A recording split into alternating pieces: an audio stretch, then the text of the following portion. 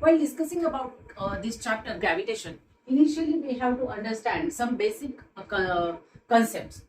These concepts are related to your 9th standard or 8th standard clarification in your mind. There are some questions given. Can you recall questions in your book? Let me first take revision of those questions. The first question is, what are the effects of a force acting on an object? Number of effects of force are there. The first one is the shape of the object changes, the size of the object changes, the speed of the object changes.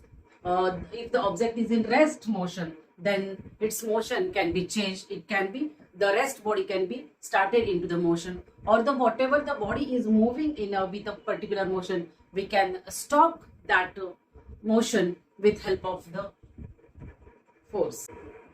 The second question here is that what types of forces are you familiar with? You are familiar with, or you know the number of types of forces like the muscular force, gravitational force, magnetic force, electrostatic force, frictional force. These are the various types of forces. The third question here is that what do you know about the gravitational force? What do you know about the gravitational force? What is gravity? What is gravity and what is gravitational force? There is some difference between that. Suppose one object is with the mass m1 and the another object is with the mass m2, and these two different objects with different masses, these two bodies can attract to each other. That is the gravitational force. Hello everybody. Today we are starting with our new chapter, gravitation. Gravitation, the first chapter from the syllabus of State Board Maharashtra, 10th standard. In this topic, we are going to study the 7 basic concepts. Which are those basic concepts? Which are the important concepts which we are very much important for your exams? Those are, the first point is gravitation. Second, we are going to know what is circular motion and what is the meaning of centripetal force and how they are related to each other. Then one scientist, Kepler, he developed the laws. We are going to study these Kepler's laws. After Kepler's laws explanation, Newton's universal law of gravitation is one more important concept in this lesson. Acceleration due to gravitational force on Earth. Lastly, the main concept, free fall and escape velocity. These 7 points are the main points in this lesson. Along with the numericals are there, along with the definitions, and all the things are there.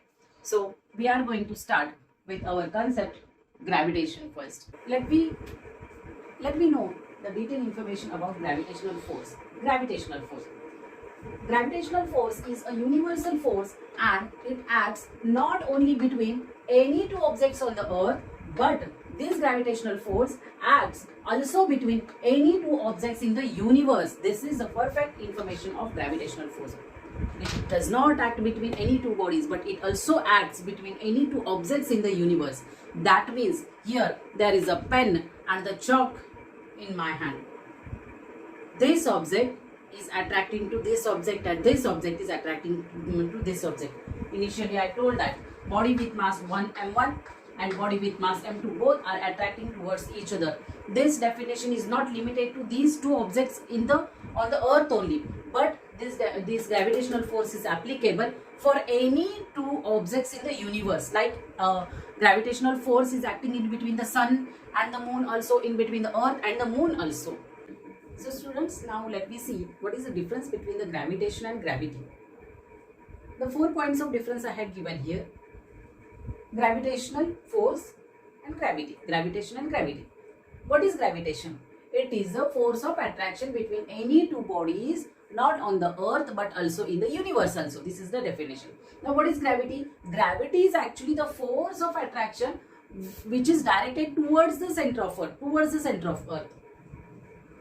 For gravitation, for the gravitation to act, it requires any two bodies or any two masses.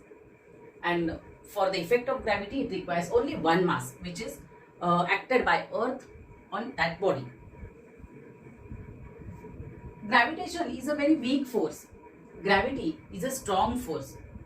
The formula for force of gravitation is given by F is equal to G m1 m2 upon r square, and the force of gravity acting on any falling body is given as F is equal to mg, where the value of gravity, value of g is 9.8 meter per second square. As we have learned that the phenomenon of gravitation was introduced by our great scientist Sir Isaac Newton.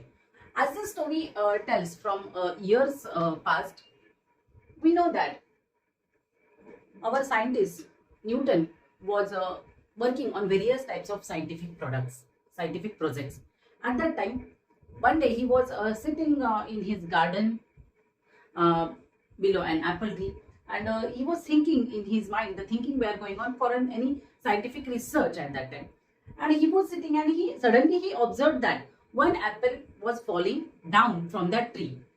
Then her keen and eye observation started thinking on it. Newton saw the falling apple. Then a question arose in her mind: why all the apples fall vertically downwards? Why all the apples are falling to the earth only? Why they are not traveling in a horizontal direction? So this was the question in his mind, and he goes on thinking on that question. Finally, he came to the conclusion that earth must be attracting the falling apple towards it. This earth must be attracting this falling earth towards it. So apple falls vertically downwards. After this whole thinking, he concluded that all the objects on the earth are attracted towards the center of earth. So any falling body on the earth is attracting towards the center of the earth. This figure explains the falling apple from the earth, from the tree towards the earth. This diagram explains us that the earth is attracting the apple towards itself. That is, every body on the earth is attracted vertically downwards towards the earth. So this diagram explains us the gravitational force on that apple applied by earth.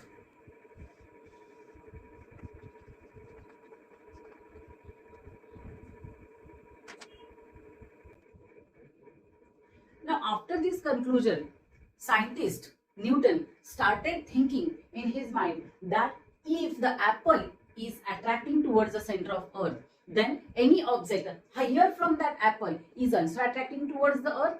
Like, he is thinking that the question was in his mind that if the earth is attracting to the apple, then is it also attracting the moon towards itself? The answer is yes. Let me take some short information about our scientists. In the book, there is an introduction to scientist is given as great scientist Sir Isaac Newton, born in 1642 and to 1727. He was one of the greatest scientists of recent times. He was born in England. He gave his laws of motions, equation of motion, and theory of gravity in his book Principia. Before this book was written, Kepler had given 3 laws describing planetary motions. However, the reason why planets move in this way described by Kepler was not known. Newton, with his theory of gravity, mathematically derived Kepler's laws.